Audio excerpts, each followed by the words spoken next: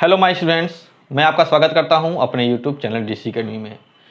तो स्टूडेंट्स, अगर आप किसी भी कंपटीशन एग्ज़ाम की तैयारी कर रहे हो, चाहे वो एसएससी हो या फिर बैंकिंग हो या TET, super TET, C TET, कोई भी अगर तैयारी कर रहे हो जिसमें इंग्लिश अगर पूछी जाती है, तो आज आपको ये वीडियो एंड तक देखनी चाहिए, क्योंकि आज मैं आपको बताऊँगा कि किस प्रकार से सेंटेंस में हु, विच और दैट का यूज़ किया जाता है और किस प्रकार से आप इसमें गलती करके चले आते हैं।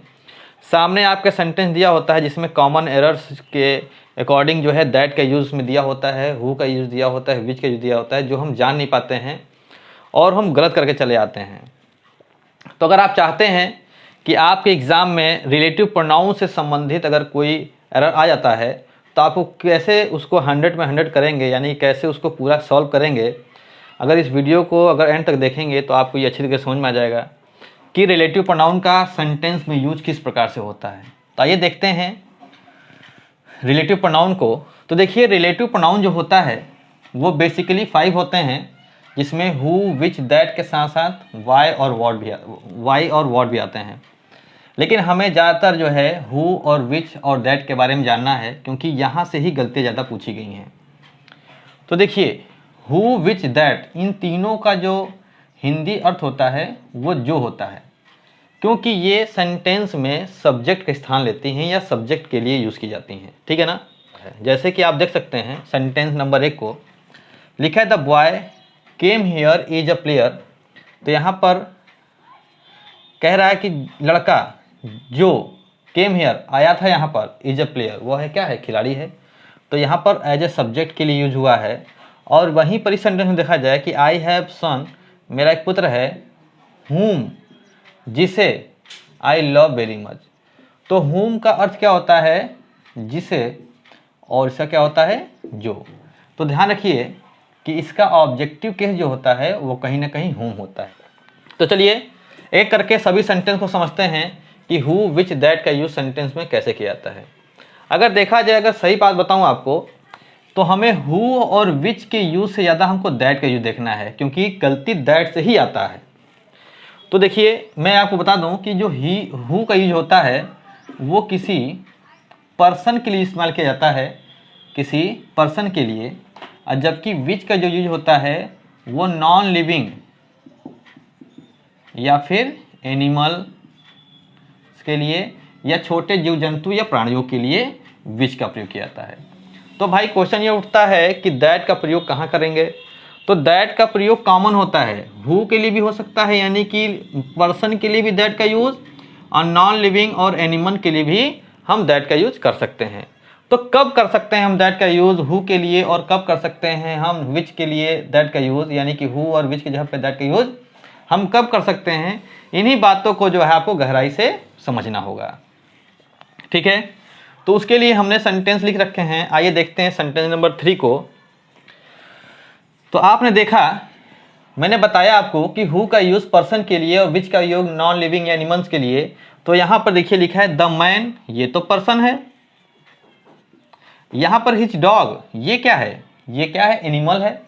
तो अब हम हु का यूज करें कि विच का प्रयोग करें। ऐसे सेंटेंस जब आ जाए, यानी कि एक पर्सन हो, दूसरा क्या हो, नॉन लिविंग या फिर कोई एनिमल हो, तो यहाँ पर हमको यूज करना होगा दैट का। यही रूल आपको जानना है। ये सेंटेंस तो बहुत बार एग्जाम में आया है, ओके, इस बात को आप समझिएगा। तो लिखा है the man and his dog that I saw yesterday have been kidnapped. तो यहाँ पर हम दैट का यूज करेंगे इन दोनों के लिए, ठीक है ना। तो अब बात करते हैं फोर्थ सेंटेंस की। तो फोर्थ सेंटेंस लिखा है mister Gupta is the most intelligent man. अब एक बात को समझिएगा, जब सुपरलेटिव डिग्री का प्रयोग हो किसी नाउन से पहले, जब किसी नाउन से पहले सुपरलेटिव डिग्री का प्रयोग हो, तो भी हमको यहाँ पर दैट यूज करना है। गलती से भी हु का यूज नहीं करना होगा, नहीं तो आपका सेंटेंस हो जाएगा गलत। क्या देखा आपने कि हु तो प्रयोग किया था किसी व्यक्ति के लिए, तो मिस्टर गुप्ता तो कोई व्यक्ति है, लेकिन हमें रूल ये जानना है कि उस व्यक्ति से पहले क्या आया है, एक सुपरलेटिव डिग्री का एडजेक्टिव आया है, इसलिए हमको दैट का यूज करना होगा।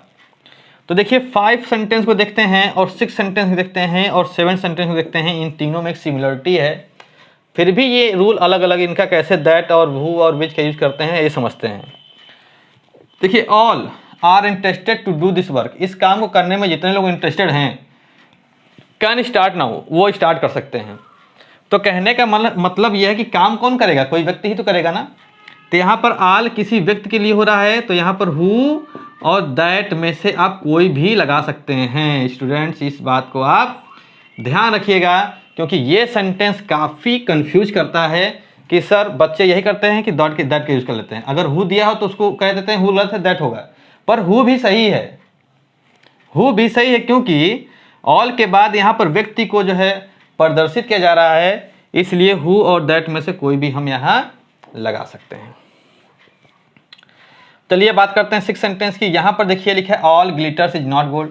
तो ग्लिटर्स चमकने वाली चीज़ कोई वस्तु होगी, तो यहाँ पर आपको सिर्फ और सिर्फ दैट लगाना होगा, ठीक है ना। यहाँ पर हमने हु इसलिए लगाया क्योंकि यहाँ पर व्यक्ति था, तो हु और दैट दोनों सही। लेकिन इस सेंटेंस में ये क्या है, सिर्फ और सिर्फ क्या है, कोई निर्जीव वस्तु है, यानी केवल वस्तु है, नॉन लिविंग है, तो यहाँ पर हमको सिर्फ और सिर्फ दैट लगाना होगा। ऑल द मनी, यहाँ पर भी क्या है, ये वस्तु ही तो है, तो यहाँ पर भी क्या लगाना होगा, दैट, ठीक है ना। बात समझ में आई इतनी। तो देखिए मैंने एक रूल लिख रखा है पहले से ही कि एवरीथिंग हो या नथिंग हो या द ओनली हो या एनी हो, एवरी वन हो, ऑल हो, नन हो, नो हो, नोबडी हो, मच हो, लिटिल हो, द सेम हो, द फ्यू हो, द लिटिल हो, ये जितने भी वर्ड्स आपको दिख रहे हैं, अगर ये वर्ड्स आते हैं, अगर इनके बाद कोई नाउन लिखा हो या ना लिखा हो, अगर इनके लिए कोई रिलेटिव प्रोनाउन यूज़ करना है तो वो सिर्फ और सिर्फ क्या होगा, दैट होगा, और कुछ नहीं होगा। स्टूडेंट ध्यान रखिएगा। जैसे सेंटेंस नंबर 8 को देखिए, 9 को देखिए, my father has given me everything, that होगा कि नहीं होगा, एवरीथिंग लगा है तो। यहाँ देखिए this is the only pen, that. तो देखिए द ओनली भी मैंने कहीं लिखा होगा, बिल्कुल लिखा है, देखिए वहाँ पर लिखा है द ओनली लिखा है, तो इसलिए हमको यहाँ पर दैट का ही यूज़ करना होगा। अब देखिए जो सेंटेंस नंबर 10 और 11 है, यानी कि 10th और 11th हैं, ये काफ़ी इंपॉर्टेंट हैं। क्यों इंपॉर्टेंट हैं कि देखिए लिखा वेयर इज़ द बॉय, यहाँ पर क्वेश्चन मार्क लग गया, वेयर इज़ द बॉय, वह लड़का कहाँ है जिसने तुम्हें कल पीटा था, जो तुमको कल पीटा था।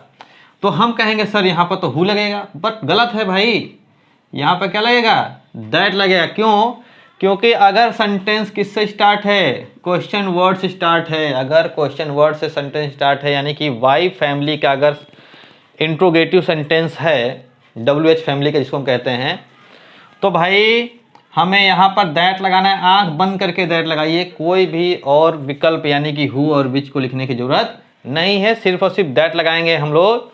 Where is the boy that beat you yesterday, फिर which is the pen that I gave you, okay.